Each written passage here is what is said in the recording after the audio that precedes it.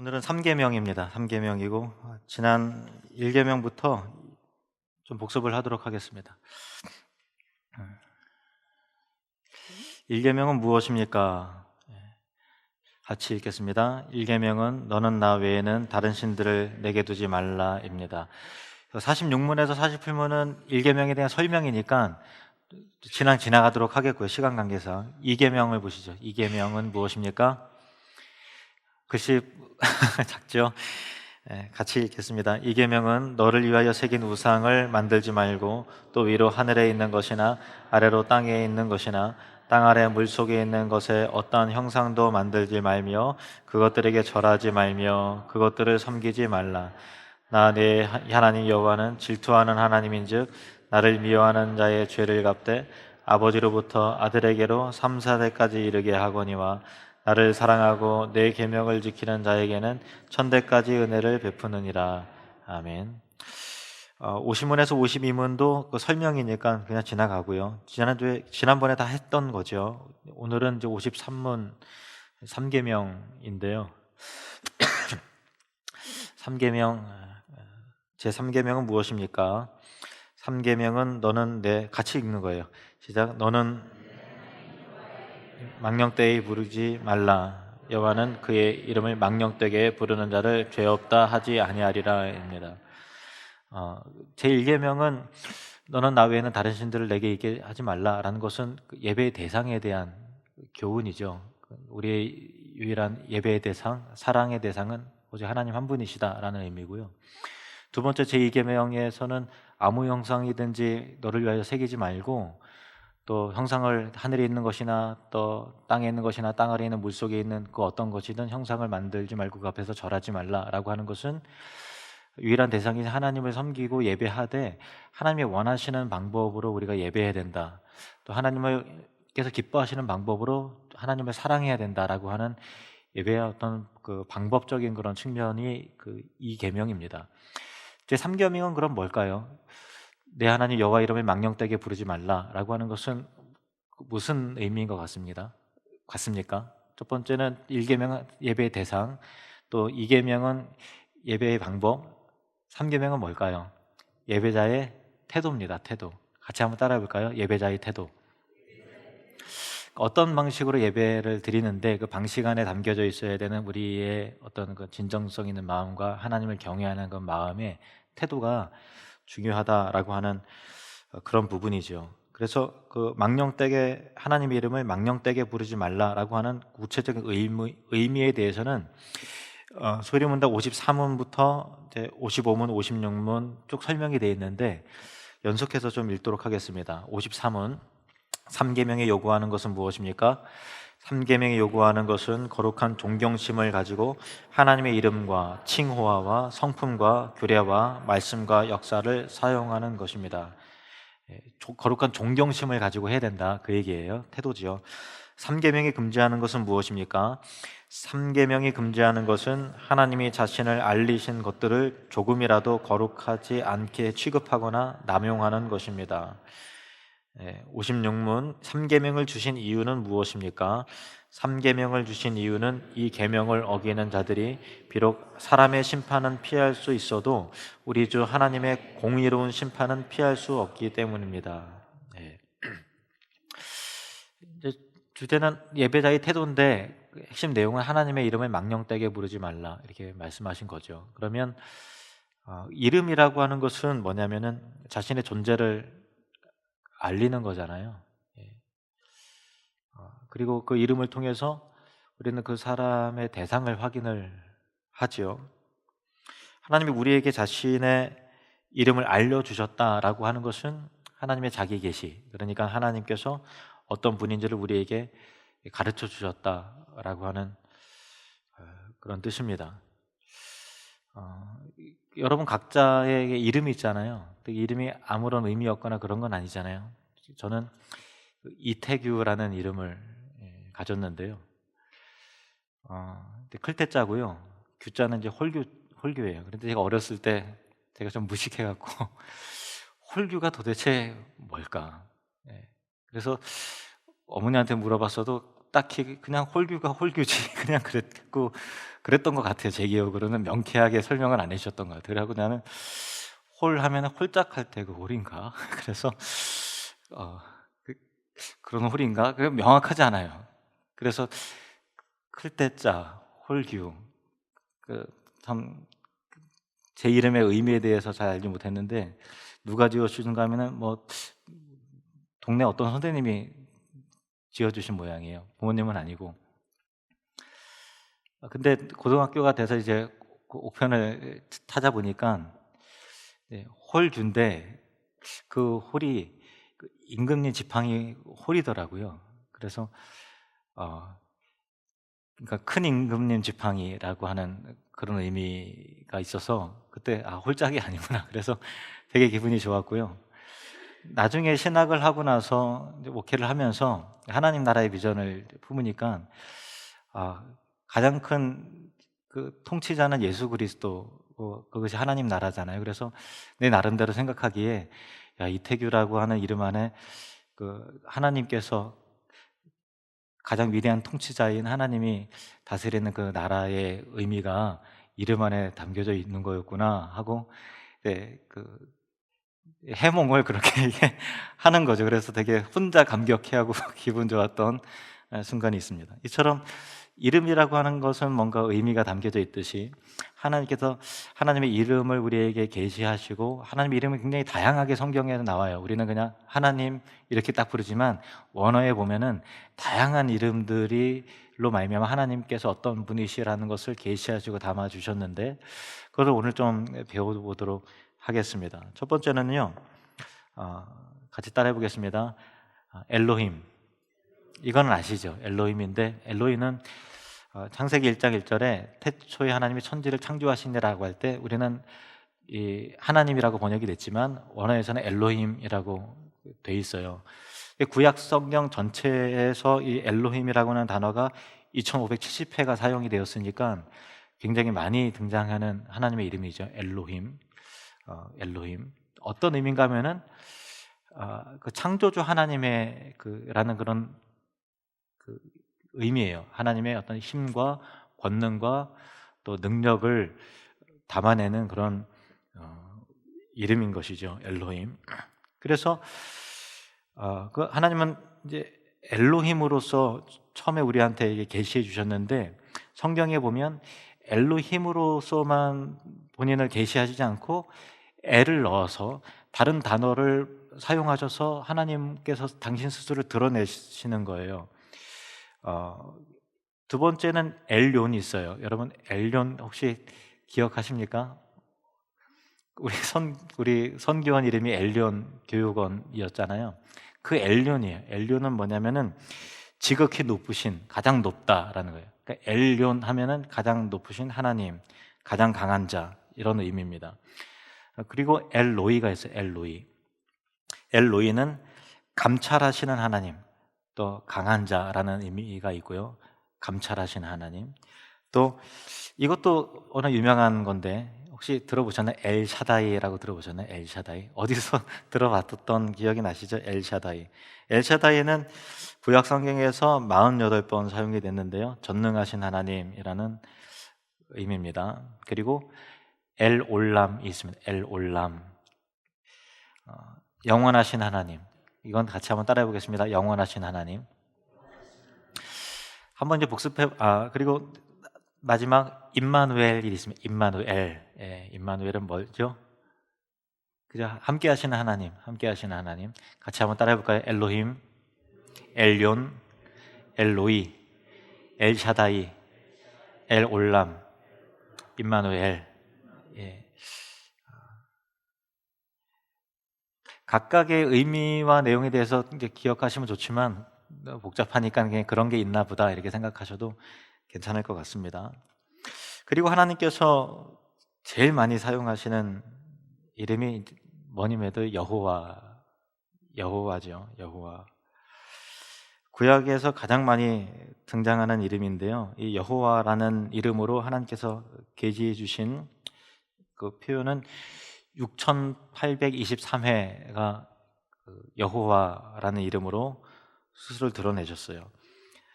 근데 여호와라는 이름의 의미에 대해서 혹시 여러분 기억하십니까? 나는 나이다 라는, 나는 스스로 존재하는 자다라고 하는, 나는 나다라고 하는 그 이름의 의미가 바로 여호와예요. 하나님은 자존자, 스스로 존재하시는 분이시고 모든 만물을 존재케 하시는 존재의 근본이시요 근원이시다라고 하는 그런 의미입니다. 근데 이 여호와라고 하는 이름과 이제 같이 그 여호와라고 우리말 성경에 되어 있지만 어떤 성경에는 야훼라고도 되어 있고요. 또 어떤 사람들은 예호바 이렇게 되어 있습니다. 여호와. 그러니까 제일 위에 있는 게 히브리어인데요. 히브리어 고대 언어는 자음만 있고 모음은 없어요. 모음은 없어서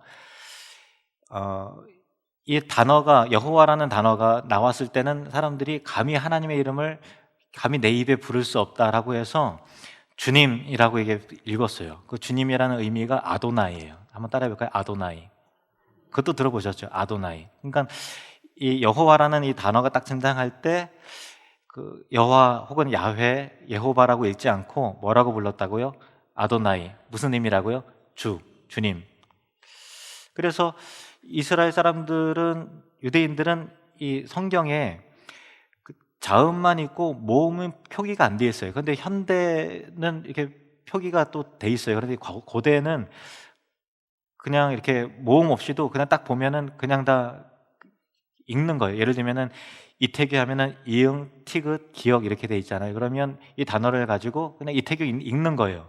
늘 습관처럼 그렇게 했기 때문에 아무도 어려움이 없는데, 문제는 뭐냐면은 이 단어가, 여호와라는 단어를 읽을 때 아도나이로 읽어왔기 때문에 수백 년이 지난 후에는 이 이름의 발음을 이스라엘 백성들이 후대에 전수가 안 된 거예요. 그래서 이게 정확하게 여호와인지 야훼인지 예호반지, 이게 셋 중에 하나인 것 같은데 정확하게는 그거를 모르는 거예요. 그래서 어떤 학자들은 여호와가 맞다라고도 하고, 아니다, 야훼가 제일 유력하다라고도 하고, 또 소수의 학자는 예호바다 이렇게 하는데, 어쨌든 뭐 여호와든 야훼든 예호바든 다 여호와 하나님을 의미하는 그런 것이고, 왜 그렇게 됐는가 하면은 아도나이, 감히 하나님의 이름을 내가 그 이름을 언급할 수 없기 때문에, 예를 들면은 우리 자녀들이 너희 아버지 조남이 어떻게 되시니 이렇게 하면은 이준호인데 이렇게 안 하잖아요. 이자 준자 호자 되십니다라고 이렇게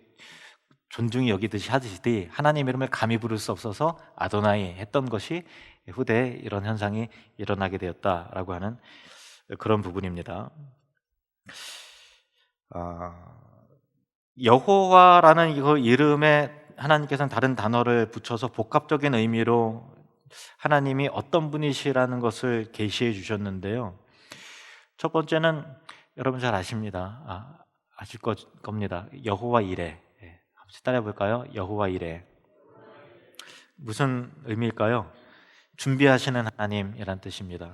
그러니까 아브라함이 이삭을 모리아 산에다가 이게 갖다 이게 바치는데, 이삭이 아빠, 이게 불과 나무는 있는데 번제할 어린 양은 어디 있어? 이렇게 천진난만하게 물으니까 아빠 마음이 얼마나 찢어지겠어요. 바로 너야, 이렇게 하지 않고 믿음의 말로 하나님께서 준비하실 거야, 여호와께서 준비하시리라 말씀하셨단 말이에요. 근데 그 말씀 그대로 이삭을 대신해서 순양을 하나님께 준비해 주셨죠. 순양에 결국 누구를 말하는 겁니까? 예수 그리스도를 예표하는 거죠. 그러니까 우리의 구원을 위해서 하나님이 예수 그리스도를 준비하셨다라고 하는 그런 의미로서 여호와께서 준비하셨다, 준비하신 하나님, 뭐라고요? 여호와 이레입니다. 두 번째는 여호와 니시입니다. 잘 아시죠? 따라해 봅시다. 여호와 니시. 뭡니까? 승리의 하나님. 잘 아시죠? 승리의 깃발, 승리 하나님, 모든 사탄의 세력에 대해 승리하시고 우리에게 십자가의 승리를 우리에게 주심을 통해서 궁극적 성도의 승리로 이끄시어 주시는 그 하나님이시다라는 거죠. 그 다음에는 여호와 샬롬입니다. 따라해 보겠습니다. 샬롬이 빠졌네. 여호와 샬롬은 평화의 하나님이고요. 잘 아시니까 넘어가겠습니다. 네 번째가 여호와 샤바오트. 여호와 샤바오트. 따라해 볼까요? 여호와 샤바오트. 뭐라고 우리나라는 성경에는 번역이 됐을까요? 만군의 여호와 이렇게 번역이 됐습니다. 만군의 여호와. 이게 원어로는 여호와 샤바오트지. 만군의 여호와. 근데 퀴즈입니다. 만군의 하나님, 만군의 여호와가 무슨 의미죠? 만군? 뭔가 멋있는 의미인 것 같은데 뭐죠?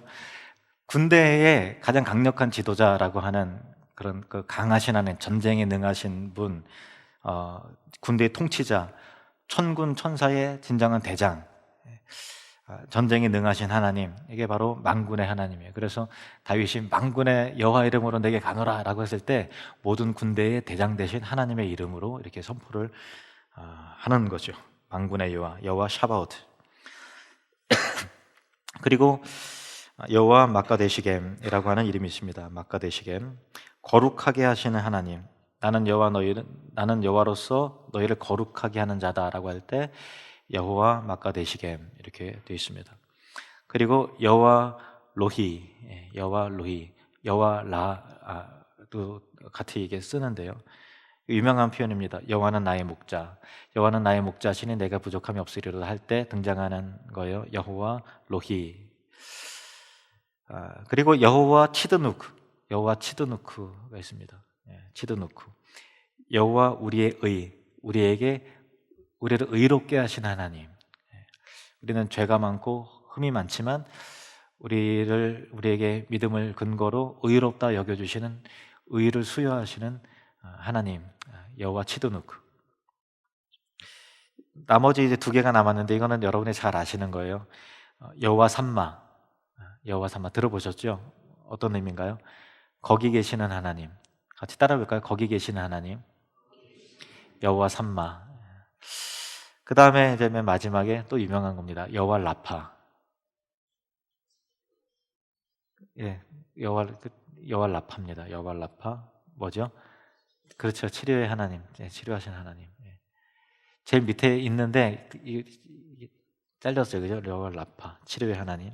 우리의 약함을 치료하시고 죄악을 고쳐주시고 다시 고쳐주시고 싸매주시는 치료의 하나님. 하나님의 이름을 통해서 우리가 하나님이 어떤 분이신가를 하나님께서 이제 알기를 원하시는 거예요. 그래서 하나님께서 그 이름을 부르라고 허락하신 것은 하나님께서 우리 사람을 정말 친밀하게 대우하시고 우리를 존중히 여겨주심을 통해서 이름을 알려주신 거거든요. 우리 일반적인 사회에서도 직함이라 호칭은 쓰지만 이름을 부른다라고 하는 것은 굉장히 가까운 사이에서 이름을 부르잖아요. 창세기 4장 26절 보니까 아담의 아들 셋이 아들을 낳고 그의 이름을 에노스라 하였으며 그때의 사람들이 비로소 여호와 이름을 불렀더라 이렇게 돼 있어요. 그 당시에 사람들이 하나님의 이름을 비로소 부르기 시작했다라는 거예요.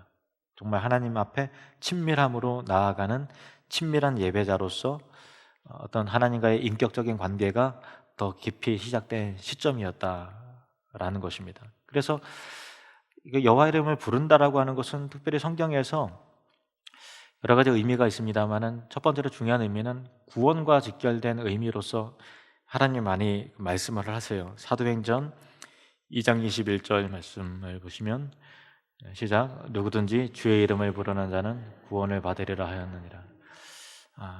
그러니까 여호와 이름을 망령되게 부르지 말라라고 얘기해서 우리가 하나님 이름을 부를 수 없어 이렇게 하는 게 아니라 경외하는 마음으로 계속 불러야 돼요. 주의 이름을 부르는 자는 구원을 받으리라.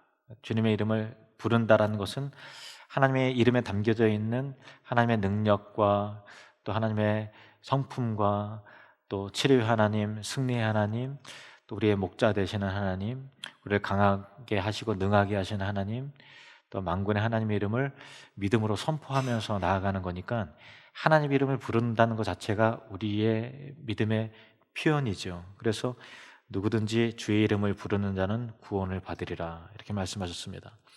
고린도전서 1장 2절 말씀 보니까 성도의 여러 가지 이름들의 표현이 나오는데 고린도에 있는 하나님의 교회 곧 그리스도 예수 안에서 거룩하여지고 성도라 부르심을 받은 자들과, 그러니까 성도는 곧 교회예요. 하나님의 교회고 그리스도 예수 안에서 거룩해진 성도라고 부르심을 받은 자죠. 우리입니다.